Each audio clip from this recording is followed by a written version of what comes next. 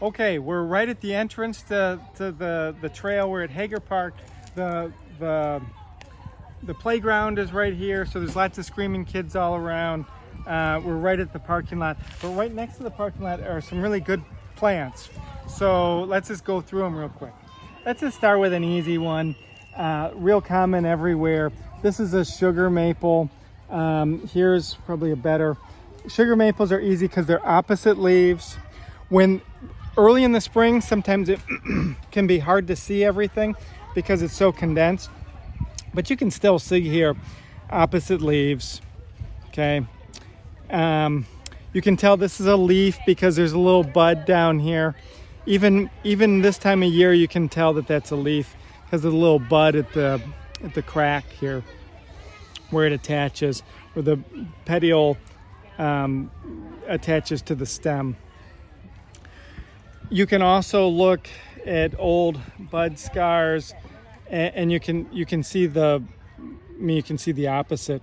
Now, not every branch will have the other side because it died or broke or whatever, but you can find some that are opposite.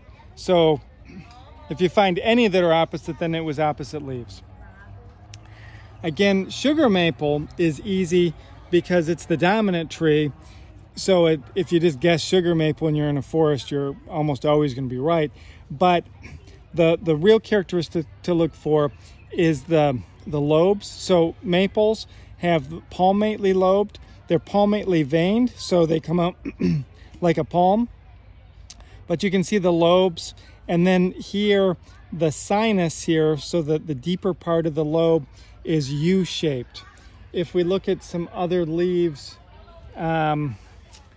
maybe these aren't the greatest leaves, they've got a lot of damage, but you can see the U shape here, and they're good palmately lobed. They're also fairly smooth in between. We'll see red maples are really serrate. Silver maples are really, really deeply lobed. Those are the three common maples, but the most common is by far the sugar maple. And it is the sugar maple that you'd make maple syrup from.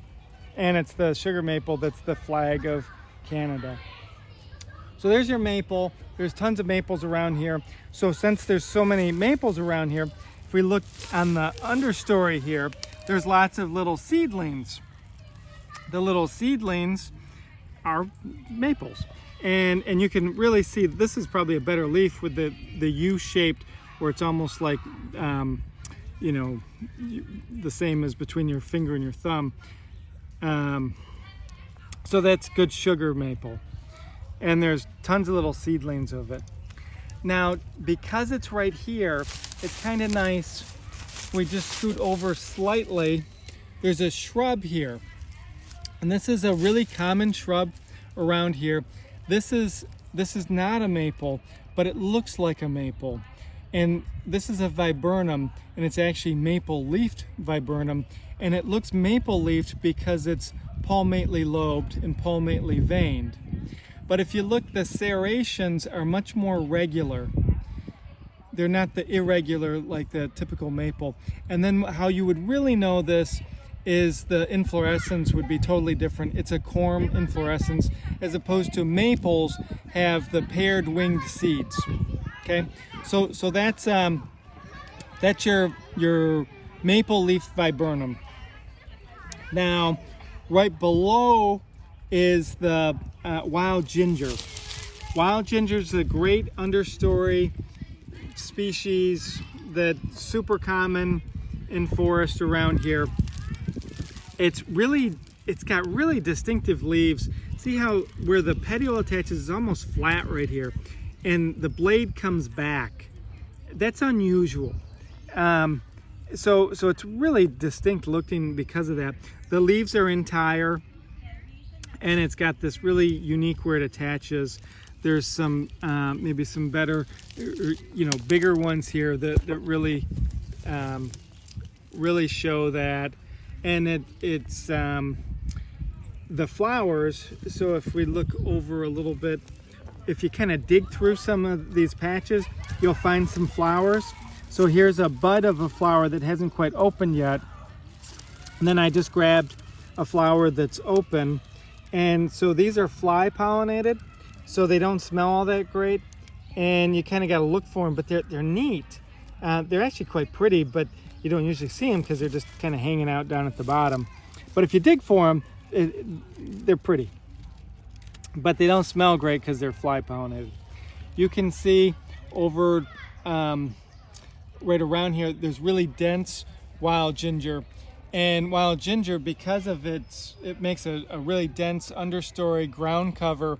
It's commonly planted. You can buy it at Flowerland, and a lot of the nurseries around here will sell it because it makes for a great ground cover, which you don't have to water much. It's a native, makes a really dense ground cover. It's kind of pretty. I mean, I think it's quite pretty. Unique leaves.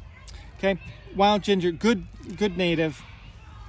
Now, since we're here, some other understory plants. This is trout lily. We've seen trout lily before. Trout lily, it's a good monocot, so parallel veins. It's a lily family, so the flower is done for this one. So this is just the fruit pod, but it would have 3 petals, 3 sepals. Looks like a lily, just a little one. And then the leaves are real distinct. They've got this mottled look to them. Looks like maybe a trout, hence the name trout lily. Or maybe it looks like water damage. These don't last very long. These are true spring ephemerals. Spring ephemerals come out in the spring, and then by, it depends on what species it is and what location, but certainly by July they're gone. And some of them will disappear even quicker than that. And they come out early, so you see them, they come out before the leaves come out, and they do most of their stuff before the leaves come out, so that's why they're spring ephemeral. Now, right next to it is Virginia Waterleaf. Virginia Waterleaf's really easy because of it looks like water damage on the leaves, those little spots. So it's a compound leaf. They're oddly pinnate. You could say that they're really dissected, but they're more of a compound leaf, and really distinct because of that water damage look to them. But you'll find some that don't have the water damage look to them. The flowers, we'll probably see some flowers in a few minutes. Here's the bud. So they'll have these white flowers with tons of stamen and stuff. Virginia Waterleaf. There's another bud. Okay, so there's lots of that all around here. We've got right next to it, this is another spring ephemeral. The flowers are done, but this is Dutchman's breeches. They've got really dissected leaves, and I just found a dead flower. Oops. Didn't do that. So this is a dead flower, so it's not very pretty. But you can see this was a really pretty white before, and it's got this weird, they look like, I mean, they're closely related to bleeding hearts. If you know, bleeding hearts is kind of a common plant that you'd put in your yard. If you don't know bleeding hearts, it's okay. It's got this really kind of unique looking flower. It looks like the hat for, you know, kind of the Dutch hat, hence the name. But really dissected leaves. These will die down pretty quick. So these were one of the early flowers, and they don't last very long. There's a lot of other stuff that has these dissected leaves though, so you can't really know it unless you find one of the flowers. And if you're a little bit later, you can't find the flowers, so you'd need the flowers to identify it. Okay, so that's there. We've got, this little seedling, just because it's right here. This is actually an elm. So this is just a little tree. We'll find some big trees of it, but elms are easy because, well, there's 3 characteristics. This doesn't show them super well, but the serrations are doubly serrate. So there's a serration within a serration, and then they're oblique at the base. This doesn't show it real well, but they're asymmetrical at the base. We'll find some other ones that are better. Well, these aren't much better because they're little leaves. We'll find some good ones. Okay, there's a vine growing all through here that's pretty, it's a common weed that's just kind of everywhere. This is Virginia creeper. Virginia creeper is really easy because it's got these compound leaves that are palmately compound. So palmately, like your palm again. So this is one leaf, and you know it's attached at the stem, right? So there's this vine. Palmate, there aren't many palmately compound leaves. So that's Virginia creeper. It's a super common weed that's everywhere. It can take over whole trees. Whenever you see Virginia creeper, be a little careful because it grows in the same habitat as poison ivy. And so you want to be kind of careful that you're not walking in poison ivy. And then, so close by, there's a couple other easy ones. If we, just kind of step back a little bit, come around. There's another spring ephemeral over this way that is fading fast. These are spring beauties. These were one of the earlier flowers.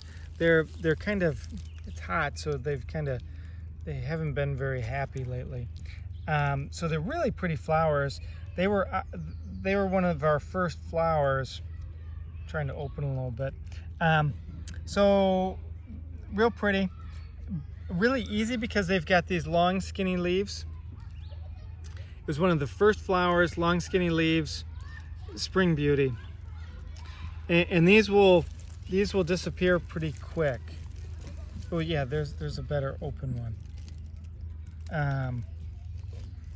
And then it's got these long linear leaves that make it quite distinctive.